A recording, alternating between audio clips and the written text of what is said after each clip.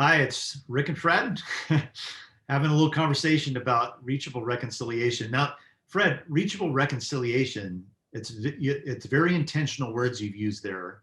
I love the reachable part because it always leans then toward the practical.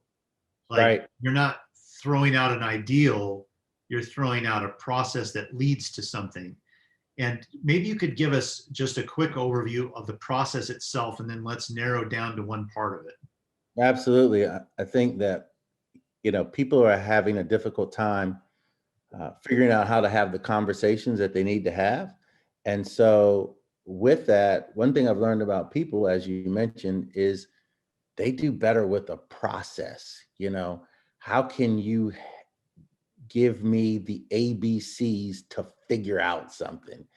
And so with reachable reconciliation, there are 5 R's that we focus on, which is react, reflect, repair, reach, and then relationship is kind of the bridge to all of it. And so we walk through each one of those R's so that we can help people figure out the process when they're trying to solve a divide, figure out conflict, or just handle a situation. Yeah, and so that first part of the process from reaction to first say what you mean by reaction. What do you mean by that in this process? Well, I think everybody reacts to something. It's just our natural instinct, right? So if something happens, there's a response. And typically that just boom, it's just natural. There's no pause in it. It's kind of what first comes to mind, How does your body first, boom, respond to what you see, what you hear, what you've read, what you smelled, all of your senses? And so that's what we mean by react. So just locating this conversation in our context right now, it's not yet a week from when there is a mass murder of Mm. 6 Asian Americans, uh, and now that this uplifted conversation about all of this abuse and hate speech and hate acts of violence against Asian Americans that comes on top of a year's conversation about the Mm. same thing relative to African Americans and policing. Right now, in the same context, there's the jury selection for the trial of the policeman who killed George Floyd. That's Right. happening in this context as well. So when you say react and we hear the news of 6 Asian women murdered by someone, and then our reactions can be all over the board Right. about that, depending on how sort of visceral it is for you, right? And so you take that reaction, and then the next step is reflection. What does that transition look like? What does it mean to go from reaction to reflection? Sure. There's something that happens in the space in between. And most of the time, we're not cognizant of it. We just kind of do that. But if we paused and thought about what's really going on when we start to reflect, now we're taking in all the information. Now we're getting all the data. Now we're looking at what actually happened.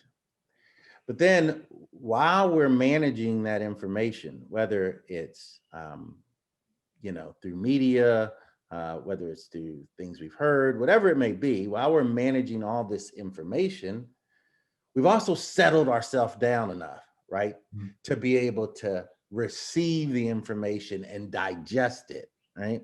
It's kind of like if you're eating, right? First, as soon as you taste it, right? That's kind of, oh, it's my reaction. Oh, that's how I taste it. But until I digest it and see how it sits well on the inside, that's where we are. We're reflecting now. Mm. And the reflection part I've learned is when we actually incorporate the experiences that we've had as individuals, the family makeup that we've had, the settings and environments that not only we live in now, but where we've lived all of our lives. I mean, any engagement that you've had, right? Any personal experiences that you've had. Even when it comes to, mom and dad, grandma, kids, any of that, even when you were a teenager, right? I mean, those things have an impact and play a part on our reflection because we now couple that with information from the past and try to align that to what we're seeing and experiencing and what's going on now. And so that helps shape our reflection. And people don't realize how much of the history of what we've been through plays a part in how we reflect. So this process is really a process of change, right? Of Right. sort of an awakening to something, and that's part of the profound part of the process. So this process is moving us toward change. So if you think about moving from reaction to reflection, what's one sort of baby step people could take that is like an everyday life baby step, some kind of habit that they might start to do that they weren't doing before that would help them bridge from reacting to reflecting? Sure. I would say to pause, take a deep breath, and consider new information, right? Consider gathering something that you don't know so that in your reflection, you can reflect well. Hmm. When I say reflect well, that you're not only reflecting with the information that is present before you, and you're not only reflecting with the information that you received in the past, but you're reflecting with some new information that is not a part of you already. And that will help you now balance your reflection so that you might be able to get a better perspective on the situation that's happening. It's really good. I was just thinking as you were talking about this must be more than a year ago or maybe a year ago now, as this conversation about Black Lives Matter Yeah. started percolating, my first reaction to that name was probably the same for a lot of white people like myself, which is, well, hey, all lives matter. That was Sure. like my knee jerk reaction. Right. And then I heard somebody explain pretty early on, of course, all lives matter. It was an African American person explaining the Black Lives Matter movement. Of course, all lives matter. The point of this is to highlight something that's been happening in our culture that has not been highlighted. And Sure. it's a stance to say there should be a spotlight on this. That's the point of this. So that's really the process that you're talking about is, oh, you're taking in new information that explains this and helps me to process what this is in a different way than I initially did. And then that changes how I hear that. And eventually it means I have a Black Lives Matter sticker on our car now. That's the progression for me that I saw, but it did take pausing to take in something new, Sure. Yeah. maybe a perspective I hadn't known before. It's new perspectives. How do you see something that you didn't see clearly before? Hmm. How do you see somebody that you bypassed before, right?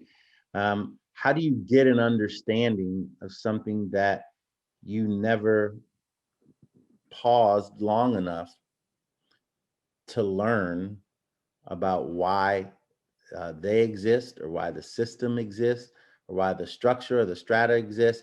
I mean, that's what happens. That's a good reflection when we can actually consider things that we've never considered before. That's good. Well, you can see why this is a process, and it's a relational process, and that's why you lead cohorts for reachable reconciliation. You walk church teams and others through this process, which requires time and relationship. So, Right. we'll put some more connecting information around this little conversation today is for people to connect with you if they'd like to explore this a little further in their context, see what this process might look for them in their congregation. Thanks, Right. Fred. Thank you. Bye bye.